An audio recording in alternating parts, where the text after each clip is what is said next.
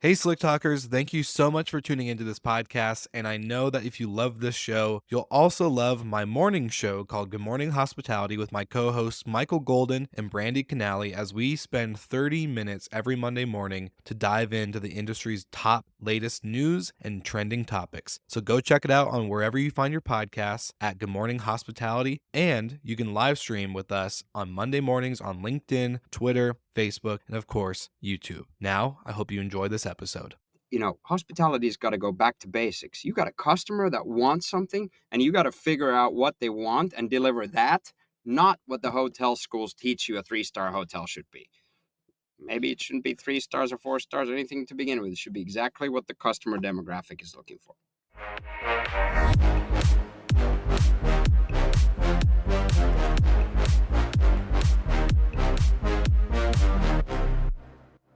What's up, Slick Talkers? This episode is brought to you by my friends and first time ever podcast sponsors and partners at Hostfully. Now, I'm trying to make things as simple as possible because I know the simpler it is for you, the simpler it is for me, and the simpler it is for your business. So, with Hostfully, you can know that when you sign up with them, that you'll have the best channel integrations like Airbnb, Vrbo, and Booking.com, the best integration marketplace, aka the marketplace where you find all your other tech vendors and partners like Minute and Safely, other sponsors of the show, where you can seamlessly integrate them into your Hostfully platform. And of course, other amazing best in class features like Hostfully's mobile app, where you can take literally every action and every piece of Hostfully on the go with you, whether you have your computer or not. You can just have it on your mobile device. And as long as you have Wi Fi or service, you're able to operate your business with ease. So grab my link in the show notes and you'll save money on their property management platform and, of course, their amazing digital guidebooks. All right, Slick Talkers, welcome back to the podcast. And this one is a special episode for me because I think we've heard a lot about who this guy named Bob is, Bob W. Not actually who I'm talking with today, recording with the founder, Niko, who has created Bob W. And Bob W. is a short term rental company based out in the Europe destinations. And obviously, I'm very excited to dive in more because after attending the Scale Rentals Conference, I got to see and hear a lot about short term rentals in European markets that are very different compared to the US. So, Niko, welcome to the podcast. How are we doing? Love and live, thank you, Will. Thanks for having me. Of course, of course. I loved our pre-chat, as a lot of our listeners know that I do a pre-chat with all of our guests. So getting to know you, getting to ask some pre-interview questions, and in that discussion, you shared some info with me about Bob W. And I kind of want to, before going into what Bob W stands for, I want to know a little bit of your history going into entrepreneurship and then leading into the vacation rental hospitality industry, as I know it's not a linear path. Well, I guess it seldom is a linear path. At the end of the day, I consider myself a tech entrepreneur, but kid who grew up in Finland, went to high school in London, university in the States, so kind of accustomed to changing the scenery and traveling and moving from country to country. And then did suit and tie career, and then in 2012 started a fitness activities marketplace on Apple and Android and web. So through and through a tech entrepreneur from my background. The 2012 startup that I started, we raised a bunch of venture cash, expanded from North Europe to UK and East Coast US, the tri-state area, and eventually exited in 2016. And so I've been a tech entrepreneur for 12 years in one capacity or another. So either being a founder of multiple companies or investor in tech companies, usually with some kind of intersection to the real world and a physical service product, and sort of marrying that up with technology and rethinking business models. But how I came, I guess, to the Airbnb world is in 2012. I was traveling a lot because my co-founder was an American guy from Queens, New York. So I was always on the road. So I think I was the first guy in Finland to hear about Airbnb, or at least in my group of friends, and started Airbnb at the apartment. And got another apartment, got another investment apartment, a little side hustle of 7 apartments. So whilst I was building the tech company, I had this little portfolio of short stay apartments, mainly out of the capital region of Helsinki in southern Finland. And through that, you obviously love hosting.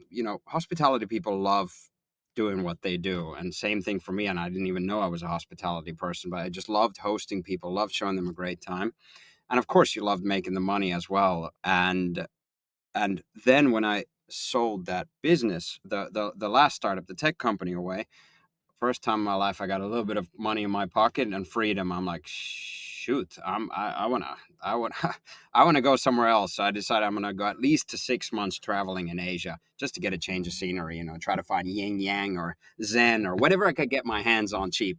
And so at that point, I'm like, how am I going to manage these apartments from another continent? And then, being, you're like, okay, I'm going to put 6 months of soap in the closet, have really good to-do lists for the cleaners, and, have a couple of good backup plans in case things don't work out. And but of course, at that point, you're thinking, hey, this is such an amateur show, this whole Airbnb world.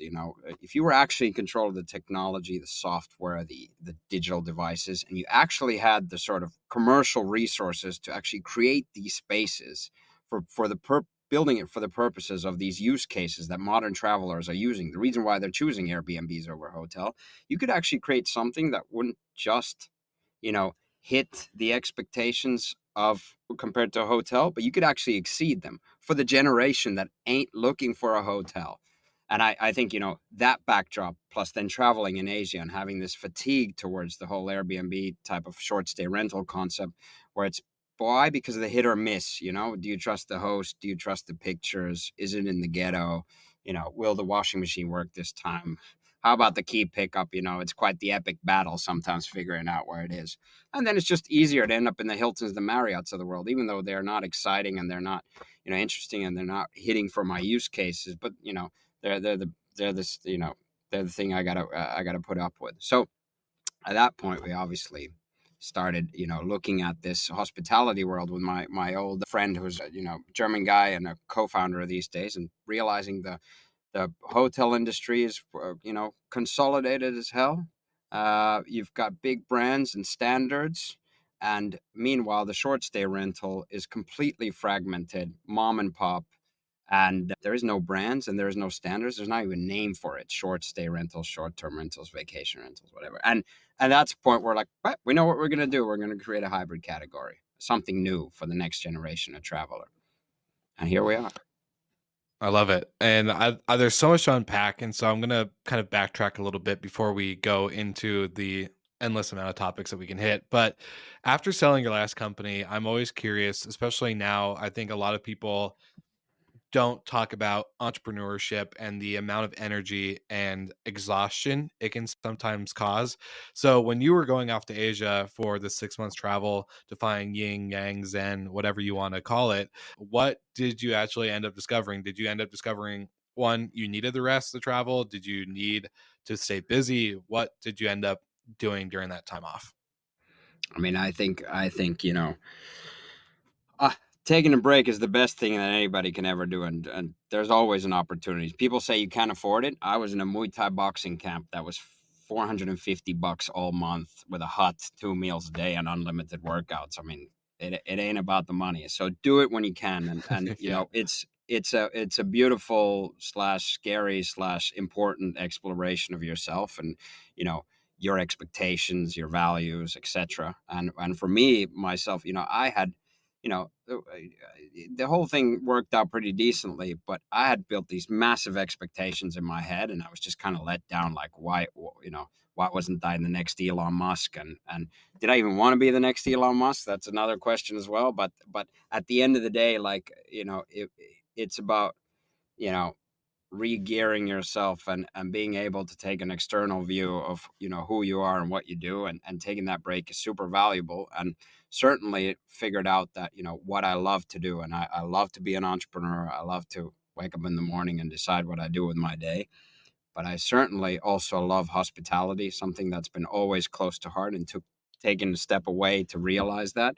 And it also got us started on Bob W, because you have a clear mind, and here we are. We built have 5 years later built a hospitality company operating 16 cities across 10 countries. And I don't think that would have allowed myself that clarity to figure out what to do next. So highly recommend it to everybody. You don't need to be an entrepreneur to do that either. Just take a break. Yeah, it's 100% true. I also kind of heard through another interview and a presentation that you did that during your younger years, you managed a hotel basically while trying to surf all day long, and then knowing that you had to be back at like 4 p.m. to go give some keys. And so you mentioned in this talk, you kind of stared hospitality in the face and completely ignored it. And so within the Bob W creation, which we'll get into for all the listeners, we'll get into what the Bob W stands for. But when it comes to creating this tech focused hospitality business while having that kind of core hospitality operations from your past that you just kind of ignored, what was the Mhm. biggest, I guess, I hate the word or the term aha moment with all of it, but what was the biggest light bulb moment maybe where it just kind of clicked and you just did you like look at yourself and like shake your head and be like, I can't believe I ignored this for so long? Or did you have kind of a just let's move on and let's make it happen? Well, I think from the perspective of just at some point, having sort of built this, little Airbnb portfolio myself and having had these past experiences and having this increasing dissatisfaction to the products that I was using or looking for, either those being bland hotels or it being that Airbnb that just didn't deliver.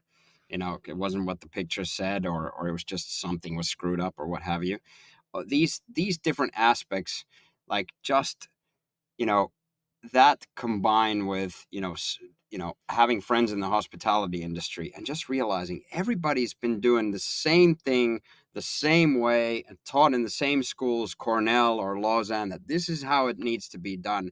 And at just some point going like, why the heck does this stuff need to be done like this? Like, why do you need a front desk? Like that was, I think, I was having a debate with some friends, like well, front desk, so the number one thing you hear at like hospitality people is, yeah, you need that front desk. We want to have that connection with the guests. And it's like, oh great, so really you're ask one guest who said they had a great front desk experience. So it's the only industry that still takes your credit card every time you enter to use the product. Your details ask you every time, is this the first time you're staying with us? Imagine if Uber did that or Lyft did that every time you used it. Ask for your credit card details, your IDs, your preferences, etc.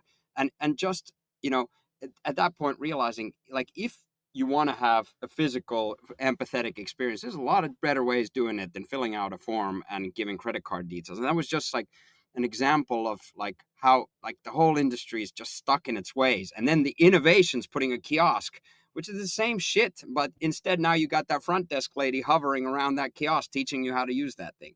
So we've got the technology in our pockets today, and that when you start having those different realizations, you start thinking as, man, hospitality's got to go back to basics. You got a customer that wants something, and you got to figure out what they want and deliver that, not what the hotel schools teach you a 3-star hotel should be. Maybe it shouldn't be 3 stars or 4 stars or anything to begin with. It should be exactly what the customer demographic is looking for.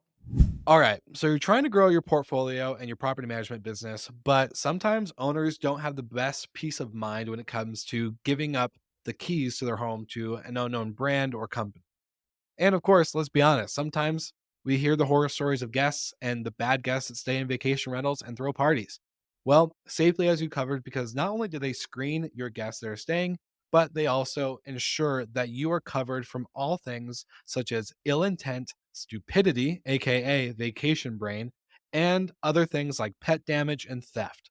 While doing that, you are able to partner with Vintory and grow your portfolio with their marketing platform that helps ensure that you are attracting the right owners to your rental program and growing your business in the destination that you are in. Or if you're in multiple destinations, that works too.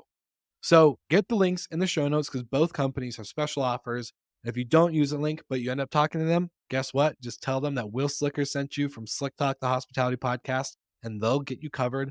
And you can also let them know that maybe you've heard of them on our platform, hospitality.fm. So, of course, like always, make sure you grab the links in the show notes. And thank you guys so much for tuning in to another episode of Slick Talk, the Hospitality Podcast. Now, back to the episode. Man, you just got me fired up because I was a hotel manager that had to have people check in with the annoying registration paper and the demagnetized keys and all the other stuff. And I don't know if you know him, but I want to kind of give him a plug because Richard Valter, who is the founder of Muse, which is a property management software for hoteliers, basically anyone Well, that is renting a space. So, yeah, you know Richard. And his same, when I had him on the podcast, same conversation is, why do we have a front desk? Why are we wasting labor capital, or human capital as we call it, and all these other resources for something that can be permanently automated to allow, I kind of explain it as the Verizon wireless service, where you walk into a Verizon store and there's someone with an iPad, they walk up to you and they take care of you right then and there. You don't need to wait in line to check in at a desk and do all this other stuff, right? Front yeah, desk agents can use their time now better with technology at their fingertips and being able to actually talk to the guests instead of asking for the credit card that they use to book and verifying their ID and all this other stuff. So I love that you absolutely. said that. Go ahead. And that's, so we took that even to the next level, because anybody who's stayed enough at Airbnb just knows that some of the best hosts you've never actually met. Hmm. Some of the best hosts, they've figured out the details. They put the toilet paper in a triangle, not because they went to some fancy school to figure out, but it's in their DNA. Yeah. And uh, and you can relay that empathy without actually necessarily meeting people. And that's why we created Bob, of course, the avatar of the perfect host. And he's just better than a human because he doesn't screw things up. Most of us do. And so you can have that. So on the one hand, you can either free up the front desk time to do that, connect with guests, or you can also connect digitally. And everybody who's done enough Airbnbs knows that. And that's something that the industry has a hard time letting go. And again, there's different kind of concepts for different kind of people, but we're talking about that next generation of traveler, the Airbnb generation that's growing up and wanting something legit. Yeah, and so you've said the word Airbnb multiple times in reference to short-term rentals and stuff. So I want to Yeah, bring this up because we have a lot of listeners that do kind of despise the word Airbnb in the sense of referring to the industry. And but I've had to be on both sides of the coin where I have to explain to my friends what I do when I talk to about the podcast or about my management company. yeah. And it's like I have to say Airbnb. That's what clicks, right? So they get that. When you are talking about Airbnb, do you, I guess, explain your thinking around the brand versus the actual operations and obviously what you guys have built at Bob W and the tech behind your portfolio and your guys' operations? Yeah, absolutely. So maybe if I answer the sort of Airbnb categorization thing, and then we can get to actually the Yeah. how we position ourselves. So you know consumers, the industry doesn't even know what to call this space. So we're talking short stay rental operators, short term rentals, vacation rentals, extended stays. uh, You know, there's not even a name for it. Consumers call it Airbnbs out of a lack of better, term. And again, Airbnb is a fabulous platform. All the credit to them. We get a decent amount of customers from Airbnb, even though we're 55% direct bookings, but still, like, it's a great source of customers. And but it's just an OTA. It's a very innovative OTA, but it doesn't manage and own or rent the apartments. It allows people like you and me to do so, or companies for that matter. So Airbnb has become that catch-all phrase in lingo, which they've obviously done a great work from a branding perspective, of short stay rental operators, and the individuals who also are effectively short stay rental operators with their single apartment or two apartments. So so there's obviously a great opportunity, and our guests call us Bobs. So let me tell you what Bobs are. But and maybe I should tell the story of Bob W, how we got around it. Yeah. But I would you love know what? to. Yeah, let's It, dive in. it, What does Bob W mean? That's what well, I've always asked, and I wanted to know when you and I got to chat. I was like, one of my first questions for you. What does Bob W yeah. stand for? Well, actually, I'm gonna get into it in like 1 minute, but just to give the full context. So basically, we are a we are a slicker alternative to hotels and random rentals. Amateur hosts, and poor quality or random quality short stay rental operators. So basically, we take the best of the hotel experience. We're in commercial properties in scalable commercial units and buildings that don't have any issues in terms of legality. And we've got that quality and standardization of the promise. With a Bob W, you know what you get. So it's the best of both worlds, best of the hotel experience, best of the short stay rental experience, which is effectively the magic of Airbnb, the hosting, the local authenticity, the live like a local, and the utility of an apartment, which is kitchens, washing machines, dishwashers, etc. Right? That packaged up into this affordable luxury brand called Bob W, where you know Bob is just the best host ever. And Bob is, the guy is clearly well educated, but a man of the people. He's a bit of an elusive character, but he speaks, eight languages. Just actually learned his ninth when we entered Amsterdam with our first two properties in central Amsterdam. And he knows the neighborhoods better than a concierge could. He's decked out the apartments with nice little details, so you really feel like you're living locally and authentically with cool artists and local ceramic coffee cups and all that jazz. And he's just unlike a normal host. He doesn't sleep. He doesn't take a lunch break. He doesn't have a Muay Thai boxing class at 7 p.m. on a Friday, and that's why he doesn't answer when you're trying to get into the apartment. He answers your messages on average in minute 20 seconds, and he's always there for you, and you can always call him. You've got a problem. He's got a buddy, a friend who shows up in a few minutes to sort you out, and that's obviously Bob's colleagues helping out. So Bob is really the avatar of the perfect host, that best Airbnb type host you've ever had times 10.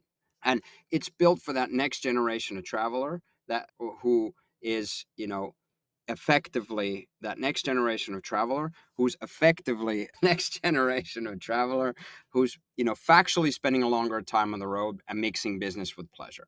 And we really built that to that generation that's growing up that's looking for something different than a traditional hotel. And finally, under the hood, we make the whole thing run on technology that on the one hand, we get rid of the entire operational layer of the building. We don't need a front desk. We don't have customer facing peeps. We don't have operational peeps except one FTE per property. So we can run 50 units with one hired person. And then, of course, cleaners, third-party cleaners who use our apps to get superpowers so that we can do 100 different variations to each apartment, from VIP gifts to super allergenic pillows to everything else, by the cleaners moving around because they're lifting their butts around walking around the building anyways. That's what they do for their job, and they make it happen. So, and then on the other hand, we actually elevate the experience by these amazing self-service apps, which modern generation loves and appreciates, amazingly empathetic Bob W, and a marketplace. So we've got a gym, we've got breakfast, we've got early check-ins, late checkouts, all these products, but it's not in the building. We're not using square feet for that. We're not trying to be restaurateurs. And but it's in services in the neighborhood, which are a seamless part of the experience. You can take the bread and breakfast rate, and the gym is for free. And I promise you, that's going to be better than 99% of the other gyms in hotels. And that's the thing. Uh, that's the Bob W experience, that hybrid category between a hotel and a short stay space, and obviously geared from 1 to 90 nights. Average customer stays 60 nights, and the company's mission is to create a 5-star hospitality for every guest, every visit, while transitioning the hospitality industry into a sustainable one. So it's this obsession with a 5-star experience, and you can only, get to that if you get rid of human error. And you need to reduce the opportunity for human error, and technology is the perfect way to introduce that. But from an industry lingo perspective, we're effectively, running commercial apart hotels that run on tech instead of people and feel like an Airbnb. All right, Nathan, welcome back. Round two, minute with minute. And I have some questions on the update features with the devices from Gen 2 to now Gen 3. Yeah, good question, Will. So, first and foremost, the device is now weatherproof, so you can place it indoors or outdoors, which is great. It's the same device either way, so you can order as many devices as you need and decide where to place them later. When you're installing it in the mobile app, it's going to ask you if you're putting it indoors or outdoors, and then you just pick which one makes the most sense for your situation. Also, we've been able to build in a couple of things in this new unit that allow us to expand on the capabilities. So the big one being cigarette detection at the moment. I love it. Right, you heard it here first. Another minute with Minute, and now back to the episode. Yeah, 100%. And the journey of Bob is quite interesting. So I love the character and the persona built around this whole brand that you guys have created.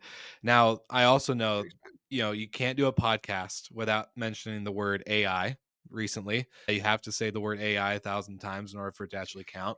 And I'm curious because you say, you know, powered by tech, limiting the human error. Now there's one side of each camp or there's two camps, and some that are just like 100% tech, AI, all the above. Then there's those who never will I ever touch AI or tech, and people need to be at the front desk. They need to come to our office. And maybe there's a third camp that's in between and wants to become either one or the other, but doesn't know where to go. Yeah.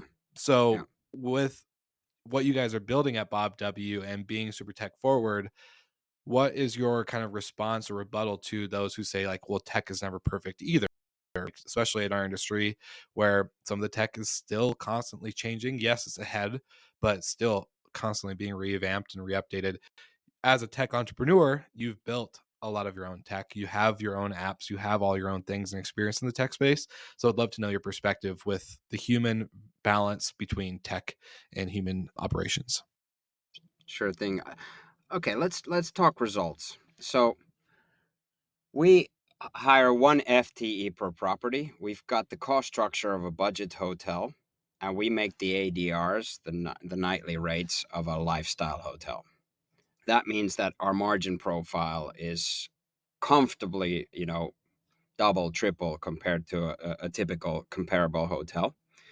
We are ranked 4.8 out of 5 based on all public ratings across all of our properties across 10 countries in Europe. That makes us Europe's best ranked international hospitality operator at a fraction of the people. So we've got 1/7 of the employees of a hotel, 1/6, 1/7 of a comparable hotel. Guess who's filling the gap? Technology. So from that perspective, this thing is working, and that's important. So that's the results. Now, in the grand scheme of things, technology is not value in itself. Again, it's about what does the customer want? How can we solve their problems? Example: one of the most common things in our entire industry is a request for early check-ins, late checkouts. We were the first one to introduce a fully algorithmic, automated, guaranteed early check-in, late checkout. Uh, why? Because we play the Tetris game and we've got 8 of the same apartments in the building. We can figure out, can we promise 9 a.m. check-in for a fee, or you as a loyalty program member, you get it for free when Will wants to show up, 3 months from now in Amsterdam on a Thursday. And we can do that instantly. Now, the industry hasn't been tempted to fix that. Now, that, according to some studies, that's like 30% of the traveling. So 30% of the entire guest base would like an early check-in and or late checkout. Yet nobody wants to solve, or nobody's taken the real effort to solve that problem, to know when customers are coming, when customers are leaving, increasing that gap and solving a problem. And that's something that we did, again, just listening to the customer of what they want to do. Now, could have we done that in a manual way? Probably not to the degree. Okay, we could have been very attentive, and many hotels are, but we just wouldn't be able to provide it at scale. And also, let's face it, we also monetize that. Not to everybody. Loyalty program members get it for free, but the other guys. So point being is, I think change is constant. Big part of that change opportunity there is technology, and to deny that is to deny reality. And we've had technology in the broad sense of the word since we were cavemen, when we figured out how to make a fire and I Yeah. don't know, do stuff like that. So it just comes in different forms. So I think it's about a mindset. It's not purely just technology. Technology is just there to solve problems, and you can solve a lot of problems without tech too. But I Yeah. think we got to get the horse flaps away from our mindset and open, really start listening to the customer and your target customer. Yeah, no, I love this. And this opens up a great can of worms in the direction of, we've had recent discussions either on this show or my other show, Good Morning Hospitality, about, to buy or build, right? A lot of operating companies raise venture capital, private equity, etc., and then they have the promise of delivering tech. And Yeah, we've seen it. Kasai out in Mexico and I think even Brazil went out of business after raising a yeah, certain, I think, 15 million in funding, promising the tech side of things rather than just the operations, and the operations then yeah. started lacking.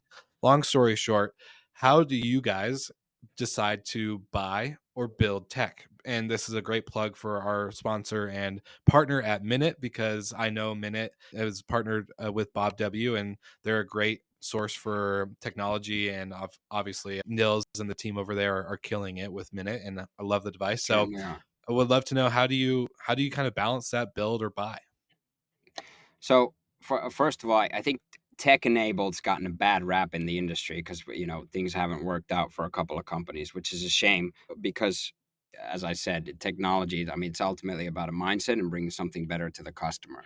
Now, ultimately, also, I think there's been a flood of cheap money over the last decade, and that has potentially caused certain, you know, you don't look at the business the same way if you can just focus on the long-term growth and not necessarily the fundamentals. Luckily, my German co-founder is a stickler, comes from an old school industry and doesn't let a penny slide. So we're in good hands there, and we are profitable across all the markets that we operate in, and group level break even as well. So we're in a very very comfortable state from that perspective. But there's lessons to be learned. Now, that's of course. Then the other question is when you've got all that money and you're thinking, all right, how are we? Where should we spend it to? And hey, technology can give us an edge. From our perspective and my perspective, having been a tech entrepreneur for 12 plus years, is like build as little as you can. I mean, there's a whole movement called, no code movement across the board, which is you're trying to minimize the amount of coding that you're doing. And we did that the first couple of years, like literally just using third party tools specifically. And before we then started and got an absolute kick ass CTO and really built a world class tech team around that. But again, we have this thing is, average piece of hotel runs on 20 pieces of software. Let's not build anything that we don't think is going to seriously add value or is not available on the market there. So, we started from, just doing the check-in piece of the experience. So how do we get you to check into Bob W, give us your passport, information, give us your credit card details.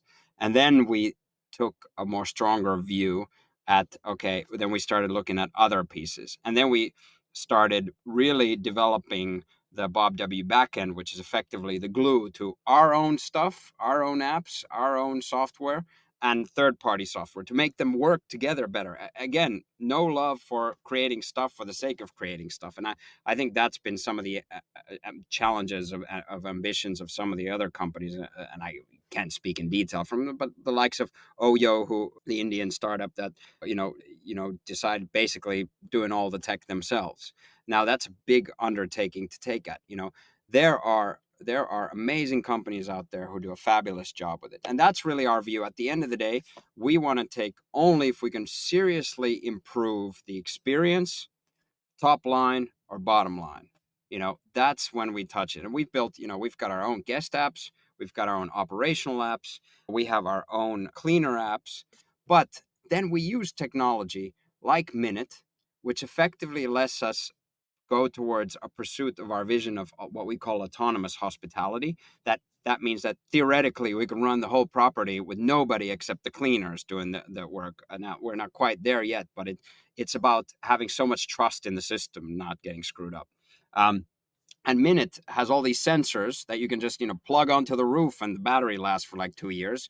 You don't even wire for it, and it just allows us, because of the amazing APIs that they have, is take advantage of their know-how, which is IoT devices and sensors, and then make meaningful stuff around it. Like we've built our own party prevention software where Bob talks to the guests like, "Hey man, you're a bit loud," you know. And again, we could have, that's the kind of stuff you don't want to build yourself. So again, if we have an ethos, it's having no love for building for the sake of building.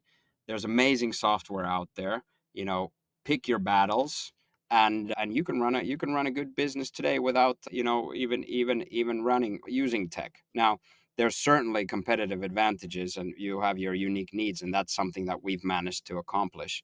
But Yeah. with the likes of Muse, with the likes of Minute, and all the other vendors out there, you're in pretty good hands today. Yeah, no, I love that. And this opens up another kind of can of worms. So forgive me if I go, down this kind of rabbit hole, but you know, I'm all in.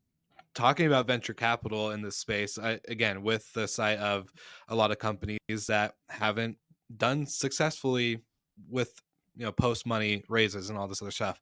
How do you guys approach? You mentioned your profitability, so from tech startup to now hospitality entrepreneur and founder with tech enablement, which we won't give a bad rep on the show, but how do you balance the side of, or like maybe the mindset of, when people hear that you're venture backed or that you've raised capital and all this other stuff, and focusing on profitability rather than, like you said, the no love for building just to build? How do you guys get that message across, and how does that get shared with the partners involved inside the Bob W ecosystem and sphere? Yeah. So again, going to that backdrop, is tech enabled has had that bad rap, and I think in a way it's, in hindsight, it's 2020, as we know. But looking at that, that enabled maybe not to make the smartest moves on the deals you made with the properties, be those leases or what have you, because you figured out we can scale this problem, but then when the money runs out, can't, then it's a big problem. And also, you can't really scale a lease. I mean, your fixed cost are your fixed cost, and you're stuck with it. And so, uh, that means we've had to work extra hard and to really convince property owners and our partners that, we're not just a high flying startup who's, cutting a huge loss and what have you. And don't get me wrong, we were cutting a huge loss the first years of operating. That's the name of the game when you start a business, even without tech. But certainly tech adds to it when you got 20 people crunching code. So from the get go, we were quite lucky, because right when we started raising, it was the first time that WeWork really imploded, and that was all about spending too much on leases. So VCs, being generalist by nature, were like, "Oh, we don't trust these sort of lease-backed business models." And from the very get-go, we had to show how prudent we are, and we wanted to show, no, no, no, no, it's different here. Look at our unit economics and what have you. So we are a tech company operating hospitality. That's our DNA. But also at the same time, we are really thinking of that side of the business from an old school's perspective, is that the numbers need to make sense. And that's been our saving grace, especially after this, you know, recent fallout in the growth capital markets that are just making it harder to raise money. The best companies are still getting funded, and we're lucky to be one of those. And really, we are now, with this scale, starting to be the masters of our own universe. I love that. I'm curious, do you guys ever venture into the US market, or do you guys want to dominate the European market across the board before ever thinking about that? Is there a Look, what's the big end all be all goal for Bob W? look, we are the answer to the Airbnb generation growing up. We're the institutional version of that product that's got that local authenticity and got what people were seeking for in these short stay experiences. There's an amazing product market fit with Net Promoter Score 84. As I mentioned, the reviews in general. We're the most loved product on the market. There's use for this product in Alaska and down in Antarctica. So, but it's a question of focus, right? So, so I mean, we operate 16 cities in 10 countries across Europe. You might think, why are we going so thin? But again, we need one FTE per property and a regional GM, and that's pretty much it. So we can go really lightly. So what we see is we wanted to initially build critical mass and really become a pan-European market leader and household name towards this sector in here. And I think we're starting to achieve that. So now the big question is where to next? And certainly if we make the move to Americas, we find that you want to have the right real estate partners to do that. You don't want to go out with the one-off, trying to find the one-off commercial properties, because it's just a lot of work. So our focus is in Europe now, but inevitably the shift's going to happen. Yeah, I love that. And And eventually we'll talk to Elon and Richard Branson and make sure we got a space in Mars too. there you go. Space and Mars. I love it. I'm very curious in the sense of you mentioned focus. And so how as an entrepreneur, especially reoccurring entrepreneur, as I like to say, or a multiple entrepreneur, you're not just an entrepreneur once that raised capital and now gets to say the word entrepreneur 1,000 times in their bio, but you've lived it, you've breathed it, you've done it. And so when it comes to focus, how do you avoid, especially in our industry and with tech, shiny object syndrome? How do you continue to stay focused without getting distracted? And if you have a certain lesson that you've learned on how to do so, please love to hear it. I'm a short attention span, ADHD, high energy, uh, propeller head, as my co-founder calls me. I spent half my life trying to stay more organized or teaching myself how to stay more organized, and good things came out of that. But knowing who you are and trying to take advantage of that, I'm the guy without the filter, the good, bad, and the ugly. And the one thing, if I've learned the most important lesson, it's who do you work with and who do you not work with. And co-founder is the most important hire you'll ever make. And I'm lucky because, again, I'm this idea man, salesman, product guy, and my co-founder is this German stereotype on steroids. So completely opposite sides of the spectrum. But one of the best things you could ever have is have a co-founder or key team that, they just love doing and are good at doing what you hate doing or what you suck at. And that sort of polarity of skill sets is unbelievably important, and I would say the only reason why I'm here. And that has also translated into then how we hire people, and there's this whole culture of appreciating weird people, weird as in not like you. So we've got, like, you know techie engineers, we've got sharkish real estate people, we've got bubbly hospitality people in the company, and it's just a beautiful mix of things. So I think that, you know picking the people you work with and who you choose not to work with is super, super important, no matter what you do in life, but certainly in hospitality as well. Yeah. Awesome. And our final question, I don't think I gave you a heads up on this. So, FYI, we do a question from the previous guest without telling them who you are. So they have no idea. And so you'll have the opportunity to ask a question for the next person I record with. But I have a question for you from one of our partners at Vintori. But Brooke Fotz is the founder. And he was on the podcast talking about his book. And within his question to you is, not knowing who you were again. I didn't tell him Niko was going to be on the podcast. He just said, if Got you it. can go back to your 25-year-old self or your 20-year-old self, and have a real honest conversation, what advice would you give yourself at that time at your point in life from what you've learned today?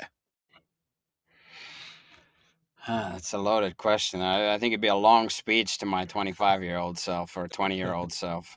You know, at the end of the day, the only metric in life that matters is happiness, and it ain't the nice cars that we think is going to impress anybody else, or a shiny career, or it ain't anything that doesn't make you happy. And it comes in many, many, many shapes and forms. Of course, one of those is doing what you love to do, and even then doing it that for the right reasons. The Ferrari ain't going to stay that shiny for too long either. So happiness, that's the metric. I love that. If you had one question to ask the next guest without knowing who they are, their background, their experience, what would you want to know? Hmm. If you could take a year off, what would you do? What would you learn? It's a great question. Gotcha. I ask myself all the time, I'm hoping I get that chance in 3 or 4 years. I'm gonna run out of steam. You and me both. You and me both. I love it. Well, Nico, this has been a really fun chat. Honestly, I've loved getting to dive in and to learn more about Bob W and how you guys are building it. And hearing you on the podcast, you bring up so many good things that I know will carry a conversation beyond the podcast. So this was exciting for me. Where can anyone find out more, connect with you outside of the audio and the podcast? So check us out on bobw.co. Again, we're operate 16 countries across Europe, 16 cities across Europe. You can find me on LinkedIn, Niko Karstikko. I think you guys will have a link in the text below. And always looking to help, always looking to connect, and together we can make this industry bigger, better, stronger. I love it. Well, you heard it here first, Slick Talkers. Thank you for tuning in. Make sure you like and subscribe to all things Bob W. And of course, like always, we'll see you again next week.